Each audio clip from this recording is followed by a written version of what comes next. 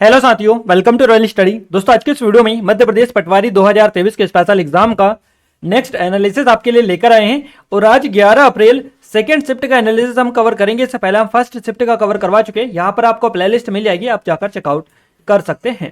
Guys, इस video में हम जितने भी क्वेश्चंस कवर करेंगे पूरी आपके एग्जाम में, और विद डिटेल के साथ में एक एक चीजें एक्स्ट्रा फैक्ट के साथ हम कवर करने वाले हैं। अगर आप चाहते हैं कि इस वीडियो की पीडीएफ फाइल आपको मिले तो रॉयल स्टडी एप्लीकेशन को डाउनलोड कर लीजिएगा, टेलीग्राम को ज्वाइन कर लीजिएगा। दोनों के लिंक आपको डिस्क्रिप्शन में मिल जाएगी। क्लियर है? इसके अलावा गाइज आज बता दें हम, देखिए आज का जो पैटर्न है ये हमें कुछ आज का और भी ज़्यादा, यानी आपका जो फर्स्ट शिफ्ट में पेपर हुआ है या कल भी जो आपका दोनों शिफ्ट का एनालिसिस हमने किया था उससे ज़्यादा मुझे टफ लगा है, या डीपली क्वेश्चंस बने हैं जीके और जीएस के क्वेश्चंस। क्लियर है? क्योंकि यहाँ पर सीधे सीधे क्वेश्चंस काफ़ी कम पूछे गए हैं, काफ़ी डीपली क्वेश्चंस देखने को मिले हैं। वो सभी हम कवर करेंगे, पूरे R2 सब्जेक्ट का एनालिसिस कवर करवाएंगे। तो फाइनली स्टार्ट करते हैं। गाइज, इस वीडियो को शेयर नहीं किया है, शेयर कर दीजिए, लाइक कर दीजिए, और अपने दोस्तों के साथ शेयर करने के साथ साथ चैनल को सब्सक्राइब भी कर ले, ताकि जो भी नया वीडियो है सबसे पहले आप तक पहुंच पाए। फाइनली स्टार्ट करते हैं। गाइज, आगे जिनके भी एग्जाम है MP फॉरेस्ट, जेल प्रहरी, इसके अलावा MP कांस्टेबल की तैयारी करें, तो वो लोग सभी इस वीडियो को ज़्यादा से ज़्यादा देखें, क्योंकि गाइज आपके नए पैटर्न के क्वेश्चन है ये, और इसी पैटर्न पर आपके आगे के एग्जाम में क्वेश्चन आपको देखने को मिलेंगे। क्लियर है? क्योंकि अब MP की एग्जाम का पैटर्न चेंज हो चुका है। पहले जो एग्जाम हुई थी वो हो गई, अब वैसा पैटर्न आपको देखने को नहीं मिलेगा।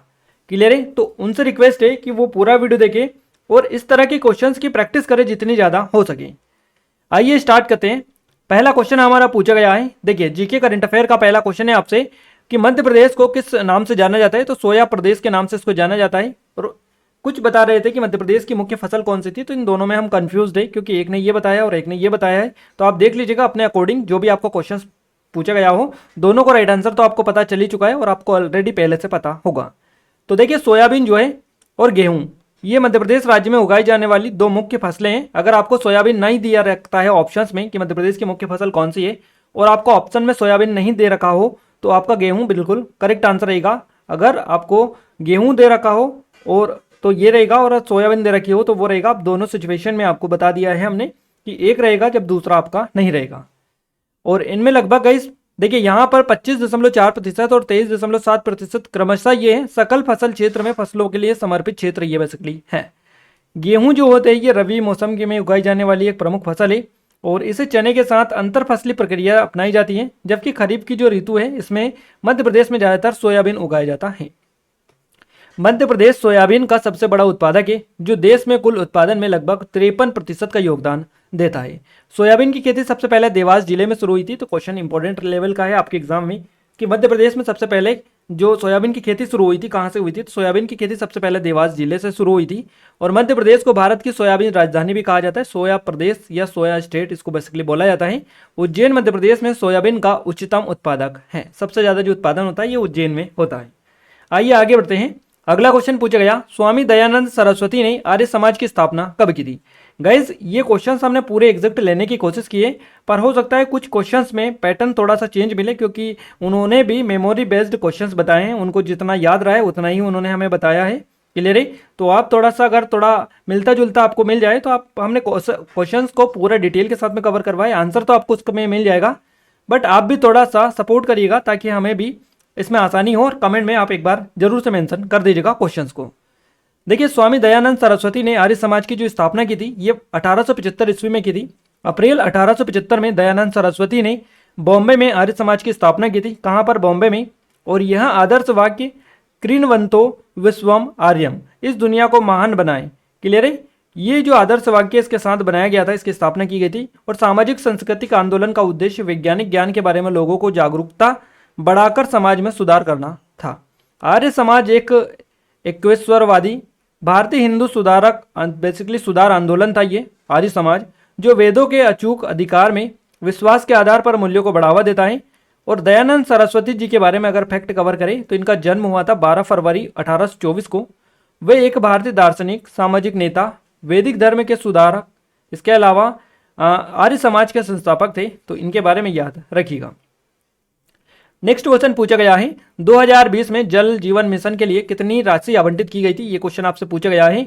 अब देखिए, काफी पुराना करंट का क्वेश्चन बना है आपसे, ये 2020 का पूछा गया है। क्लियर है? तो यहाँ पर 11,500 करोड़ आपका सही जवाब रहेगा। 2020 के लिए जल जीवन मिशन के लिए 11,500 करोड़ रुपए की राशि आवंटित की गई थी।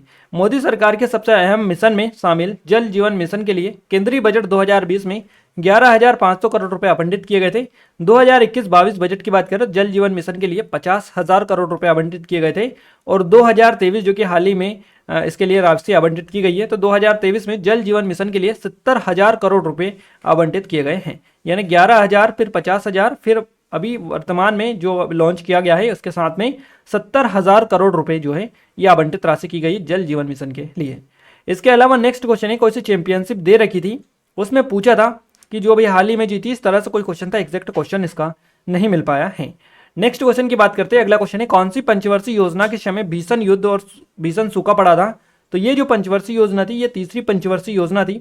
इसके टाइम पर भीषण युद्ध हुआ था पाकिस्तान के साथ में और भीषण सूखा पड़ा था। तो यही क्वेश्चन, आई थिंक आपका पैटर्न थोड़ा सा हो सकता है चेंज हो, बट आपका करेक्ट आंसर यही रहेगा। देखिए 1962 में बेसिकली ये सबसे पहले हम आपको बताते हैं कि ये जो पंचवर्षीय योजना चली थी ये कब से कब तक चली थी। क्लियर है? तो ये चली थी 1961 से 1966 तक ये चली थी। 1966 तक कौन सी तीसरी पंचवर्षीय योजना थी ये। और 1962 के संक्षिप्त भारत चीन युद्ध ने, देखिए 61 से चली थी तो 62 में भारत चीन युद्ध हुआ था। इसने अर्थव्यवस्था में कमजोरियों को उजागर किया और रक्षा उद्योग और भारतीय सेना की ओर ध्यान केंद्रित किया। इसके अलावा 1965 और 66 में भारत और पाकिस्तान के बीच में युद्ध हुआ था। तो दो लड़ाइयाँ इसके बीच में लड़ी गई थी इस पंचवर्षीय योजना के दौरान।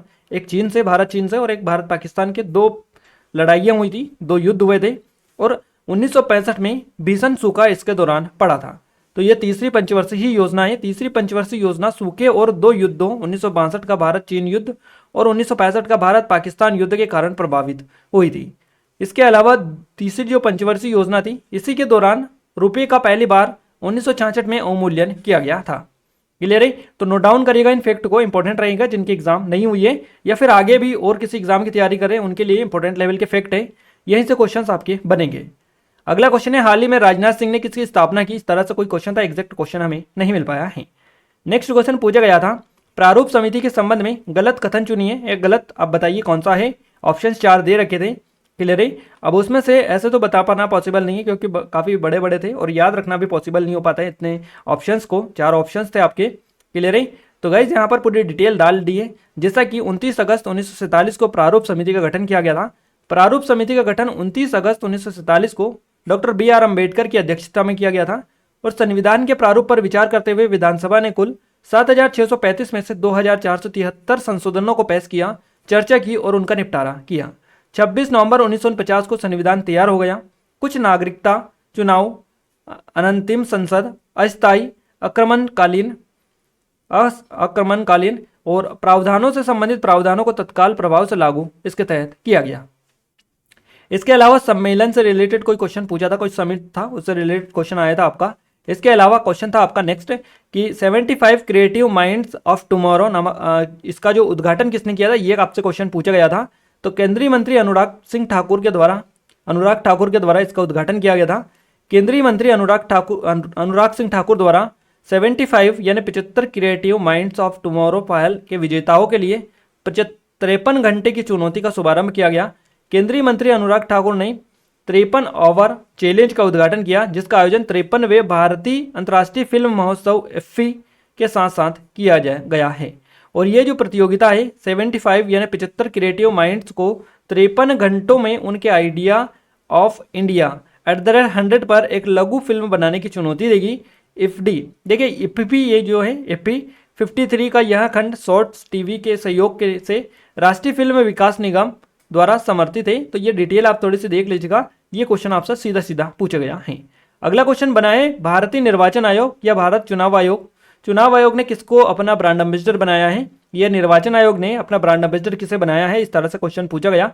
पंकज त्रिपाठी आपका सही जवाब रहेगा। अभिनेता पंकज त्रिपाठी को भारतीय निर्वाचन आयोग यानी ECI ने अपना आइकन घोषित किया, राष्ट्रीय आइकन, जिनको ब्रांड एम्बेसडर बोला जाता है। तो ये घोषित इनको किया है। चुनाव में मतदान की जागरूकता को लेकर निर्वाचन आयोग ने फैसला लिया है और भारत निर्वाचन आयोग ऑल इंडिया रेडियो के सहयोग से एक विशेष कार्यक्रम शुरू करने जा रहा है और इसे मतदाता जंक्शन का नाम दिया गया है।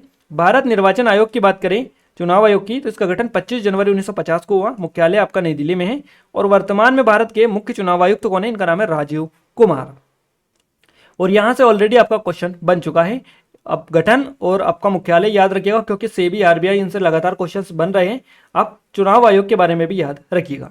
अगला क्वेश्चन पूछा गया है, चौरागढ़ किले पर ब्रिटिश ने या अंग्रेजों ने कौन से सन में आक्रमण किया था? तो चौरागढ़ के किले पर अंग्रेजों ने जो आक्रमण किया था या ब्रिटिशों ने जो आक्रमण किया था, ये 1816 में किया था। ये ऑप्शन में आपको दे रखा था।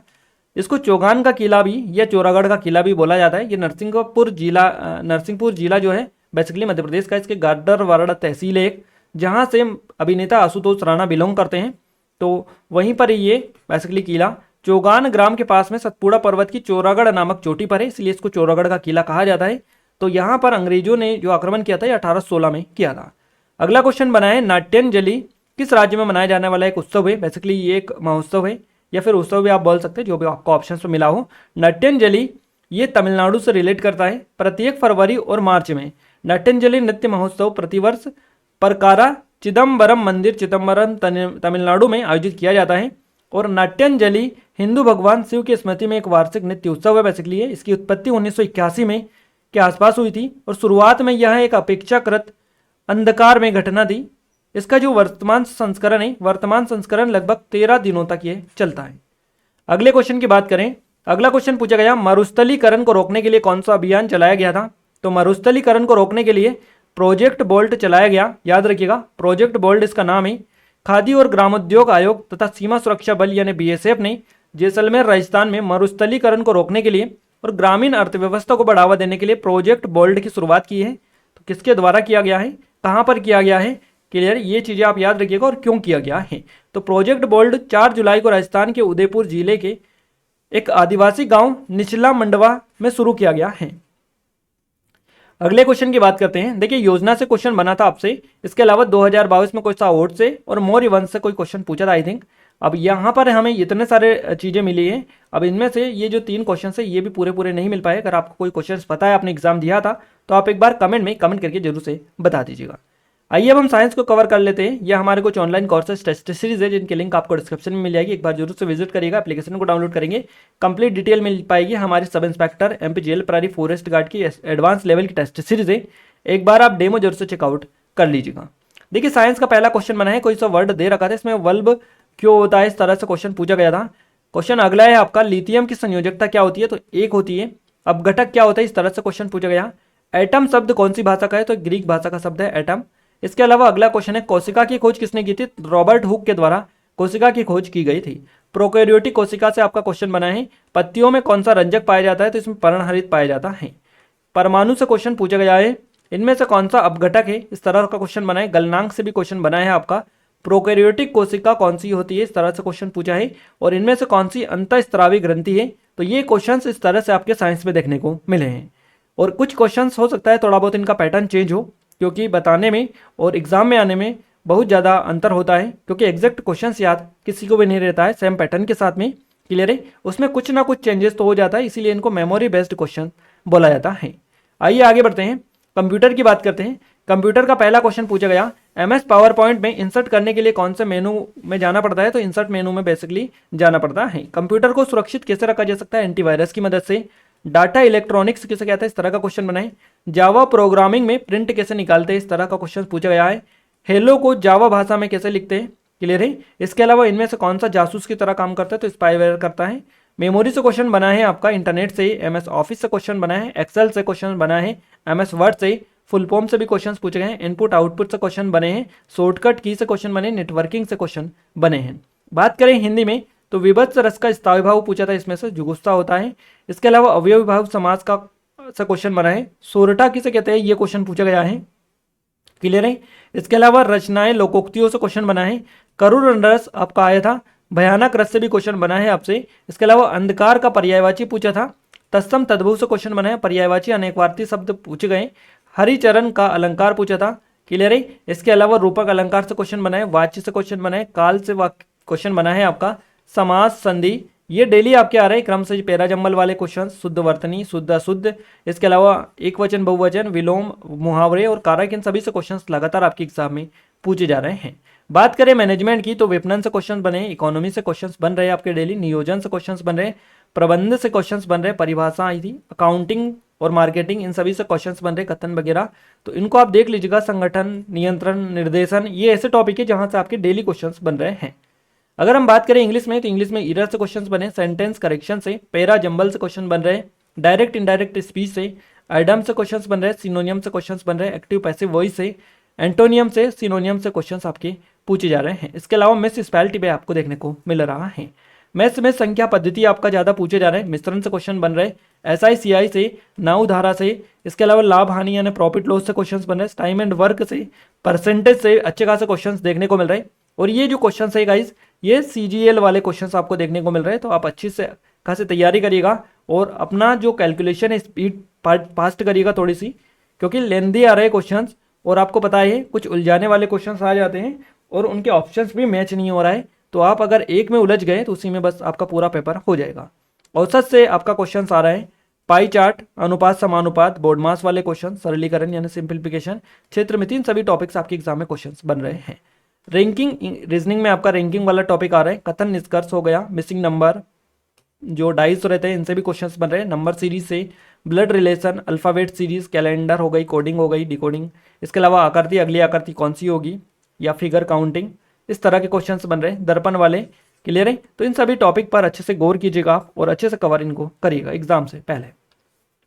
पूरा यहाँ पर एनालिसिस बताने की कोशिश की है, बट आज का जो पैटर्न था एग्जाम का अगर हम ओवरऑल देखें पूरा पेपर का, तो गाइस यहाँ पर काफ़ी ज़्यादा हार्ड देखने को मिला है, क्योंकि जीके के भी क्वेश्चंस डेली आ रहे थे, उससे भी ज़्यादा डीपली आज क्वेश्चंस बने हैं।